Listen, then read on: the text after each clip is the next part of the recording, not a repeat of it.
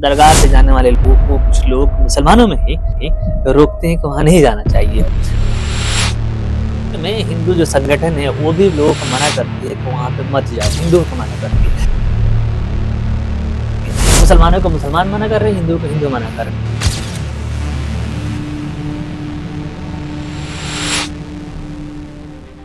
Sir, Delhi में एक सूफी हैं हजरत निजामुद्दीन औलिया, जिनके दरगाह पे रोज हजारों लोग आते हैं, लेकिन यहीं पर देखने को मिलता है कि इस दरगाह पे जाने वाले लोगों को कुछ लोग मुसलमानों में ही रोकते हैं कि वहाँ नहीं जाना चाहिए। पैरेलल में हिंदू जो संगठन है वो भी लोगों को मना करती है कि वहाँ पे मत जाओ, हिंदुओं को मना करती है। मुसलमानों को मुसलमान मना कर रहे हैं, हिंदुओं को हिंदू मना कर रहे हैं। आखिर इन दरगाहों से लोगों की आस्था क्यों जुड़ी है, क्यों जाती है? इन दरगाहों का देश के लिए क्या कंट्रीब्यूशन है? आप सर इतिहास के बड़े स्कॉलर हैं, हमारे व्यूअर्स को थोड़ा समझाइएगा।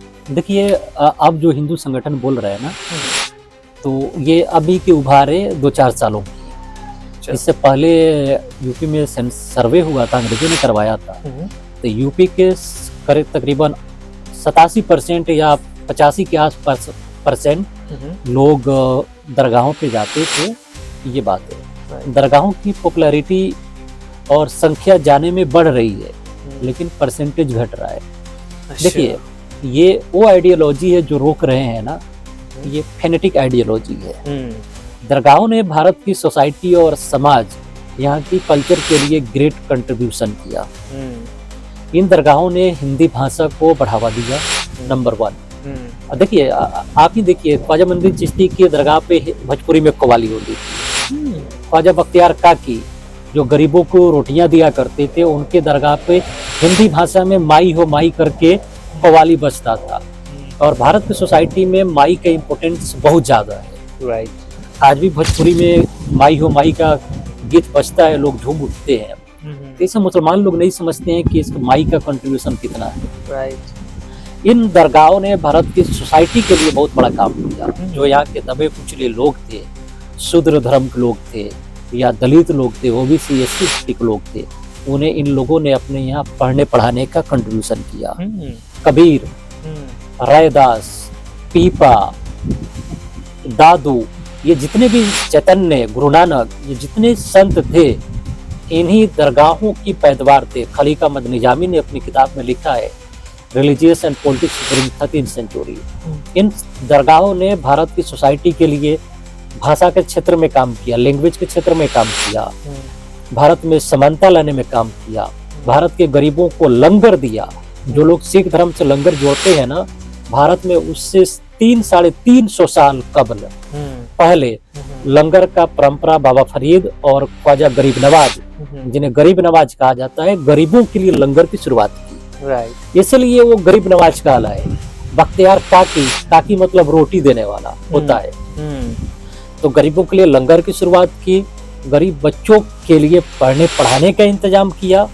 इसके अलावा ये SC ST OBC के लोग भारत की सोसाइटी में डिफेंस मिनिस्टर बने, रक्षा मंत्री बने। रक्षा मंत्री बने जो बादशाह के बाद सबसे पावरफुल होते थे। यहाँ तक कि एक तो दलित दिल्ली सल्तनत में नसरुद्दीन खान के नाम से बादशाह भी बना। अच्छा। आपको जानना चाहिए, वो महार कास्ट के थे, डॉक्टर अंबेडकर की जाति से आते थे। KS लाल, किशोरी शरण लाल ने अपनी बात लिखा है खिलजी डायनेस्टी में। ठीक है। तो इन दरगाहों ने उन बच्चों को पढ़ने पढ़ाने का जिम्मा लिया और पढ़ने पढ़ाया। सूफी लोग मुफ्त में खाना देते थे, दुआ ताबीज देते थे और दवा भी देते थे। कई सूफी लोग डॉक्टर भी होते थे।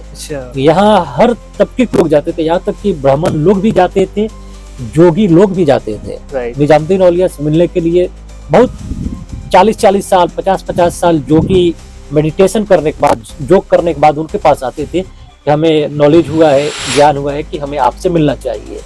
और वो जो सोच कर आते थे निजामुद्दीन औलिया, उससे पहले उनके लिए तैयारी करके रखते थे।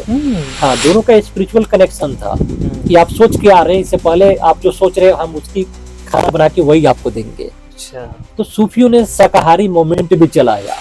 दरगाहों को देखिए, मुसलमानों की बदकिस्मती है कि एक मुसलमान रोकते हैं जाने से, दूसरा मुसलमान वहाँ गोश्त बांटता है, नॉनवेज बांटते हैं। देखिए, ये सूफी लोग शाकाहारी मूवमेंट भी चलाते थे। तो मुसलमान इस भटक रहे, जो इसके सपोर्टर है वो भी अज्ञानी है, जाहिलियत के शिकार है, और जो ओपोनेंट है उन्हें तो कहीं और से फंडिंग मिलता है। तो जहाँ एक मिलने जुलने की परंपरा है, जहाँ हर धर्म हर तबके के लोग आते हैं, वो नफरती लोग उन्हें रोकने की कोशिश कर रहे हैं, ताकि देखिए मुसलमानों को अलग घेंटों में बसाया जा रहा है, बड़े तबके के लोग जो है उन्हें अलग बसाया जा रहा है, जो सो कॉल्ड ओबीसी एसटी के लोग हैं उन्हें हजारों साल से तो कहीं गांव से बाहर नहीं बसाया गया था। इन सूफियों ने इंसानियत को जो पैगाम दिया और ओबीसी एससी के लोगों को अपने पास बसाया, यानी मुसलमानों ने बसने बसाने में कभी भेद नहीं की। आज के दौर में तो ऐसा चल रहा है कि मुसलमान किसी बड़े सोसाइटी में अपना घर ले रहा है, तो वहाँ पे तो सर वो शुरू हो जा रहा है कि भाई तुमने हमारे यहाँ इलाके में क्यों घर ले ली। देखिए तो उन्हें निकाला जा रहा है, अपने इलाके में नहीं रखा जा रहा है। देखिए ये परंपरा भारत में 5000 साल पुरानी है। कृष्णचंद्र श्रीवास्तव की किताब है प्राचीन भारत एवं संस्कृति, उसमें उन्होंने लिखा है कि अमरकोश के हवाले से, संस्कृत की किताब है, कि जो भारत में नीची जातियां होती थी लोग, उनके अलग बस्ती होते थे, वो गांव से बाहर रहते थे। जो इस वीडियो को सुन रहे हैं वो अपने गांव में झांक कर देखें। लेकिन मुसलमानों ने इस परंपरा को छोड़ा और भारत की जो नीची जातियां थी एससी एसटी ओबीसी, उन लोगों को अपने पास में बसाया। इन दरगाहों खनकाहों ने जो इंसानियत की बात की, इनसे ही तो मुतासिर होके, इनसे इन्फ्लुएंस होके रैदास, पीपा, दादू, गुरु नानक, चैतन्य और यहाँ तक कि संत कबीर, इन सब ने मानवतावादी संदेश दिए। इससे पहले कोई दिखता है क्या? ये सारे मुस्लिम काल गिने बजरंग दल या राइट विंगर जो बोलते हैं, ये मुस्लिम काल ही के तो पैदावार है। इससे पहले कोई दिखता है आपको? नहीं दिखेगा। तो ये सारी बातें हैं दरगाहों ने, और दरगाहों ने जो पढ़ाया, रतन तेली, रतन हजाम, ये भारत के लाइब्रेरियन बने और सिंध के गवर्नर बने। इन सूफियों की कंट्रीब्यूशन ये है कि भारत के दबे कुचले लोगों को गवर्नर बनाया, लाइब्रेरियन बनाया। वो भी सुल्तान पर्सनल, मोहम्मद शाह तुगलक के पर्सनल सुल्तान बने। जवाहिर बर्नी ने बड़े क्रिटिसिज्म वे में आलोचनात्मक तरीके से लिखा है कि सल्तनत में कम असल यानी लोअर कास्ट के लोग, ओबीसी एससी एसटी के लोग इतना भर गए कि जो पुराने लोग थे उनकी बैलेंस बिगड़ गया।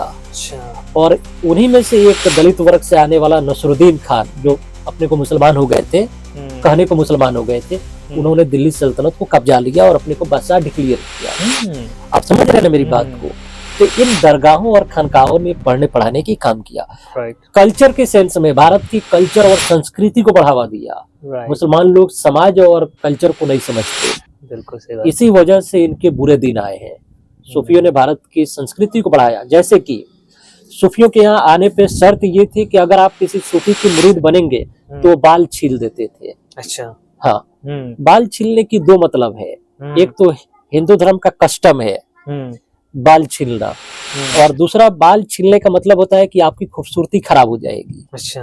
आप अपने को गंजे कर लीजिए तो आपको देख के कोई लड़की ही भाग जाएगी, या आप समझिए। तो इन सूफियों ने अपने हल्के में लाने पे उन्होंने भारत की सोसाइटी को, कल्चर को अपनाया, बाल छीलने की परंपरा को रखा, ताकि आप हमारे यहाँ आ रहे हो तो अपना गुरूर या अपनी अट्रैक्शन को खत्म करके यहाँ आओ। यहाँ पे तो काम आपका इंसानियत का खिदमत करना होगा, बाकी चीजों को छोड़ के आइए यहाँ पे। उनका ये मकसद है। एनीवेज दोस्तों, देखा सर ने कितनी नायाब और इम्पोर्टेंट चीजें आपके लिए बताई। इसी तरह का नायाब और यूनिक फैक्ट देखने के लिए जो इंटरनेट की दुनिया में शायद ही कहीं मिलेगा। यहाँ पे आपको इंटेलेक्चुअल फैक्ट्स मिलेंगे, यहाँ पे इंटरेस्टिंग चीजें मिलेगी, आंखें खोलने वाली वीडियोस मिलेगी। तो जल्दी से प्लेटफॉर्म को सब्सक्राइब कीजिएगा, ये वीडियो दूर दूर तक जरूर शेयर कीजिएगा। Thank you so much.